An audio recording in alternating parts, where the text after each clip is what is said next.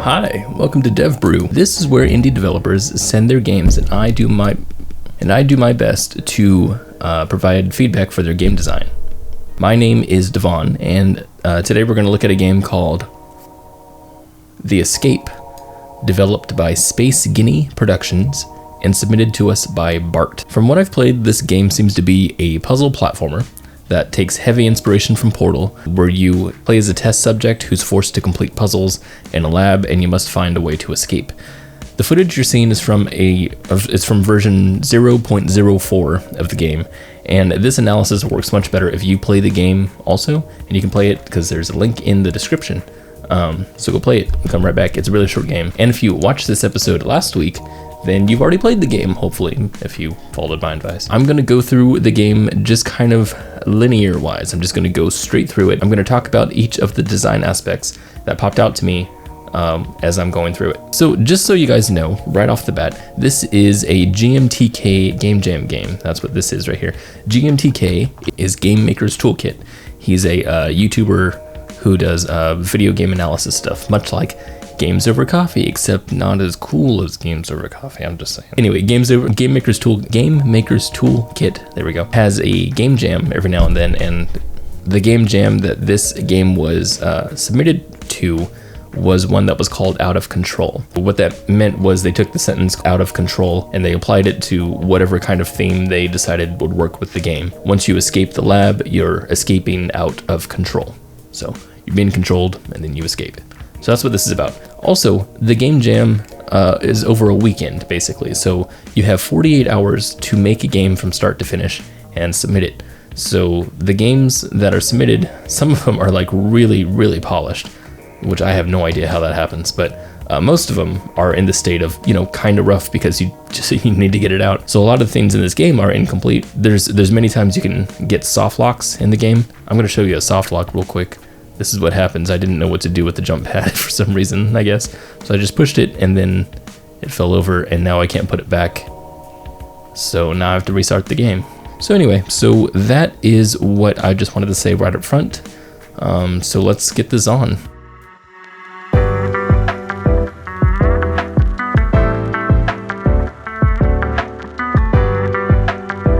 So here's the title screen. We have Lab 01. Exit and controls. Usually I don't like controls being in the options because I think it's kind of lazy, but this is a 48-hour game jam, so I'm gonna forgive it. I'm gonna come to a lot of those points. It kind of makes sense as a 48-hour game jam, but we're still gonna talk about them as if it's not, so that we can learn from them. That's what this is about. I'm not reviewing games, I'm here to learn from them. This is the first puzzle that you're in, if you can call it a puzzle. It says, welcome to the testing lab. Here we will test your intelligence. Simply place the crate on the button and open the door. Something interesting about this specific level here, or this specific puzzle here, I feel like it's kind of poking fun at the early kind of tutorials, that games do. So a lot of times when a game opens up, it has like a very, very simple tutorial, one that players just cannot miss, Right out the gate, you have to teach the players something specific and you just want to make it really, really obvious.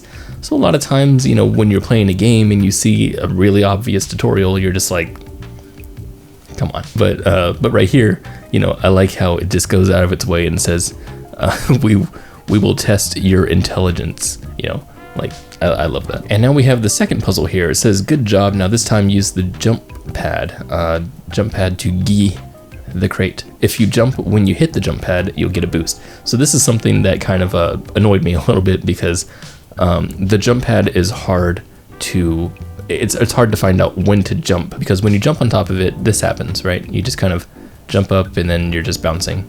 But if you press jump at the specific moment, then you can get a boost. Now it's hard to find out when that moment is, and so as a designer, I think what I would do is I would try to let the player know when to press the button by either decompressing, the jump pad to animate it a little bit. So maybe this goes down a tiny bit or something. So like, right when it decompresses, then that's when you jump or something. Or maybe it changes color or some sort of thing, I don't know, dust pops up or something. Something to make it obvious for the player, oh, now's when I jump. Because otherwise you're just guessing. And I was in this game jumping on pads for quite a long time before I ever got a boost, because I kept hitting jump at the wrong time. What happens here, this is really cool. I really like the level blocking here.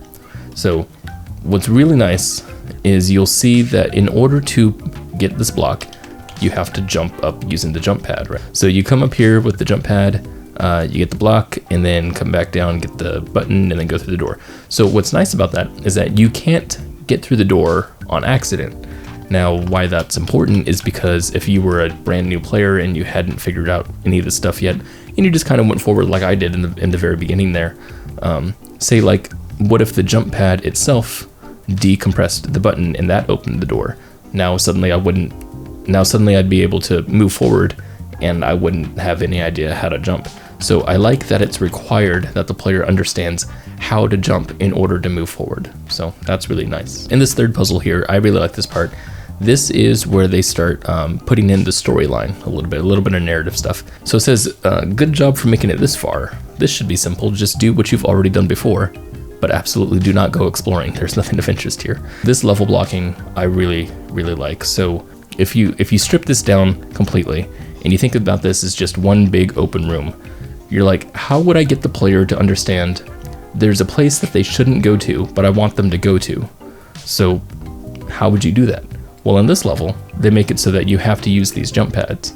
And what's nice about it is that they make you use the jump pad in order to get up to one platform, and then another one to get up to another platform, and then that's it. Now what's happened here is the player has formulated an expectation.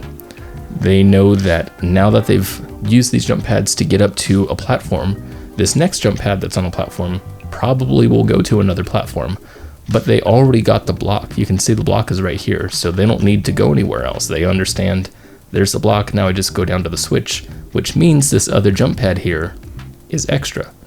And that's really clever level design. It's really specific, and I really, really like that. I like that you go over here and you're just like, oh, well, there's another platform, so I'm gonna go over there. And so what happens when you do is funny. That's not for you. And it literally pushes you off the side. So if you try to go up there again, it says a different message, and it literally pushes you again. I told them to move that farther away, but they never listened. So I like that. I thought it was pretty funny. Now, what I don't like about this part though, is that when they force you away like that, what's happening is that the player has triggered some sort of feedback, and that's nice. It's nice to see that they're being acknowledged. But as you can see right here, I keep trying to go back because I figure, well, I've got to be able to do something here, right? It's got to be more than just them pushing me away. But it's not. It's just them pushing you away.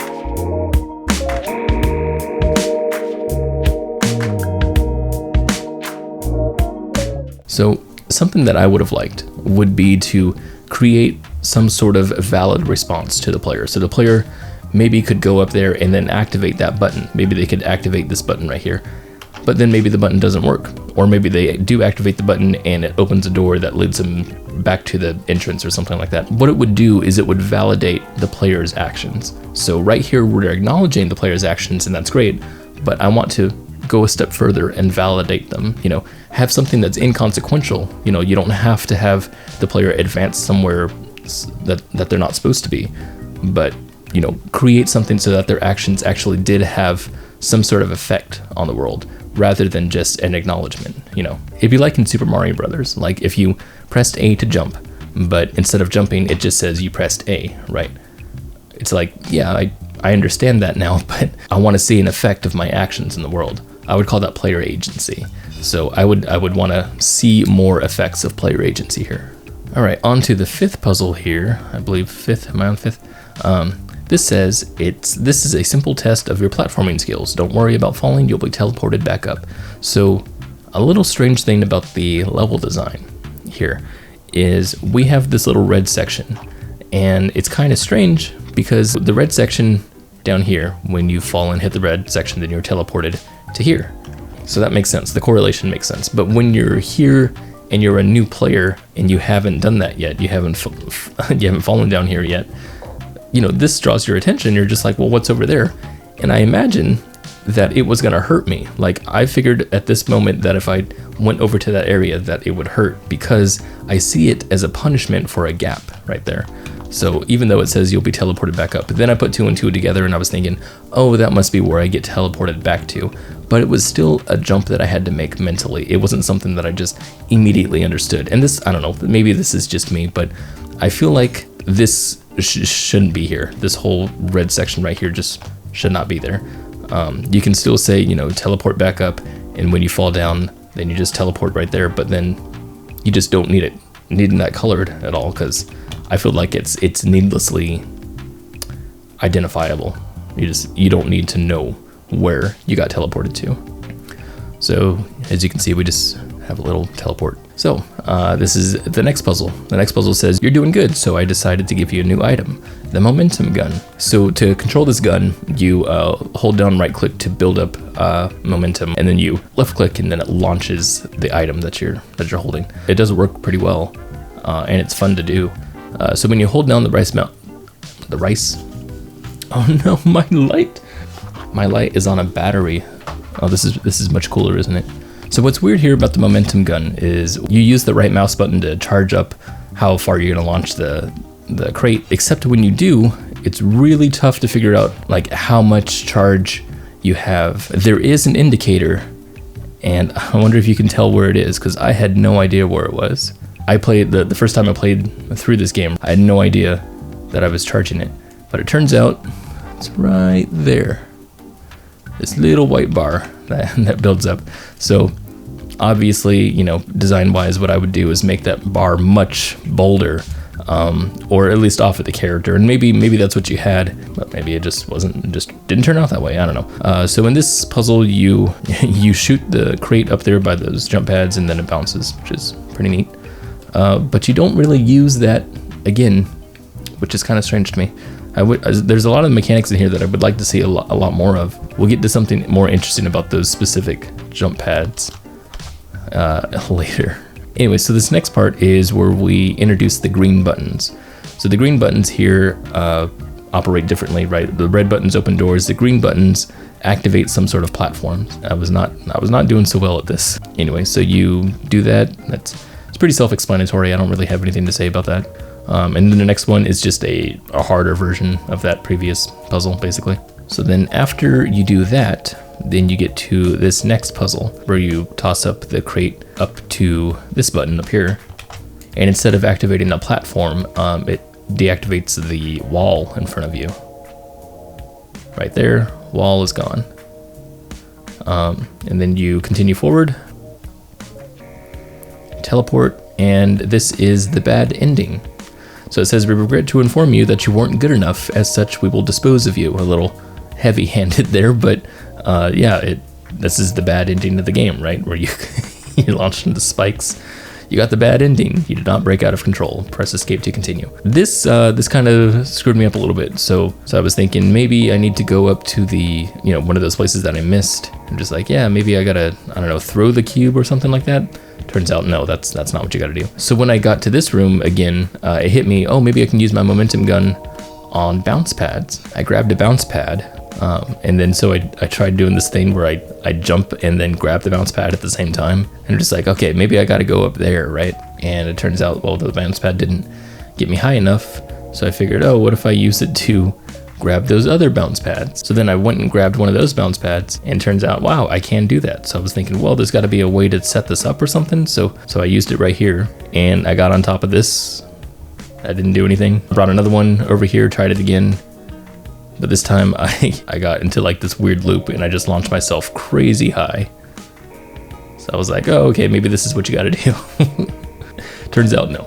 I took one of those bounce pads into here and I tried using it to get over the wall. Got a super bounce up to there and then walked over here and was treated to nothing. So I was thinking just way too hard about this, apparently. So the reason why that happened, for the reason why I went crazy like that is because By this time, I've built up an expectation. I've built up an expectation that I cued something different from happening only when I went exploring, when I went like way out of the way and tried to get somewhere. Because that was the expectation, I started doing some really crazy stuff. As it turns out, what happens here, so after you hit that green button, you got to go backwards, and there's a tunnel. There's a tunnel there. And when you go down the tunnel, you get the finishing prompt that says, this is unfinished, you're not supposed to be here, and showing that you're escaping. So this was really strange to me, this whole thing, because that whole level design part where we go backwards to find that little chasm there. So the way to address this, the way I think this could be designed differently. So like instead of having that chasm that goes all the way down, maybe put that secret area in another forbidden kind of place, a place that looks like it's out of reach, but then you know, cleverly, you know, use some tools that the way they're not supposed to be used, and then you get up there, because that's the way you did it in the third puzzle. So, you know, do that again. Another way to do it would be to just tell the player using the prompts, not to tell them to escape, but to use the prompts like they were in the beginning, with telling the player, we're going to test your intelligence. In the very end, you could just tell them, okay, now that you've completed the puzzle, please go through this door, right? Because once you tell them that, then the player's like, well, wait a second, I'm not so sure I should be doing that. And then second guess themselves and then backtrack. You know, that's something they can do. Another way to like make sure that the player backtracks is to instill a skill of backtracking. Because of the way that the game is designed, it seems like exploring is the skill that is instilled in the player at the moment. If you want them to backtrack, maybe instill the backtracking in the beginning. So maybe what they do is they go through a puzzle and then they have to backtrack, and then when they backtrack, they find something bonus, right? Or the prompt says, you know, don't go back there or something like that. And then every puzzle, they keep going backwards, you know, to get some sort of recognition from the voice. And the voice says, you know, don't go back there, stop doing that or whatever. So at this point, then the player would understand, oh, I shouldn't be going backwards, so I'm going to do that again here, you know, at the last part. And then they would find the chasm. Addendum. So I just found out that you can actually access that room. The only way you can access that room is by trying to access it 6 times. You keep trying to access that room 6 times in a row. Keep trying to jump up there, and eventually it lets you jump up there.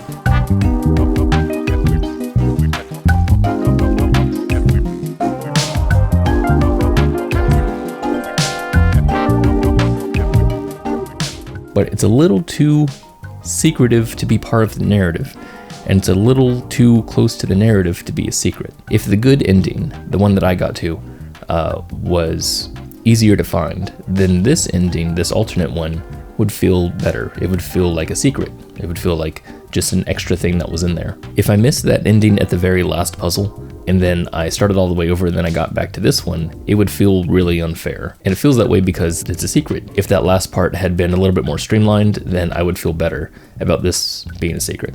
I also revisited the controls section, and I found out that you can actually rotate an object while you're holding onto it with the momentum gun. I didn't read that part at all. You know what I did with that? I flew. I picked up a jump pad with the gun and then rotated it so that the collision was hitting me constantly, and that made me fly. And so I just used it to fly around the level, and I didn't find anything interesting, but yeah.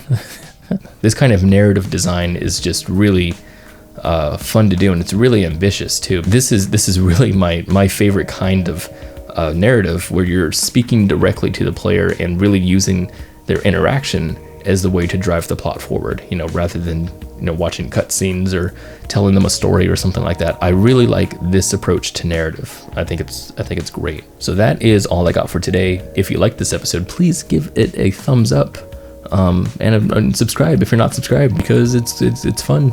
This is fun doing this. We're gonna keep doing them. In fact, next week we're gonna have a game called Survive Into the Night, which is a really cool looking game. So there is a link in the description if you want to play that before next week, and then we'll be on the same page, right? Then I can analyze it and you won't be lost.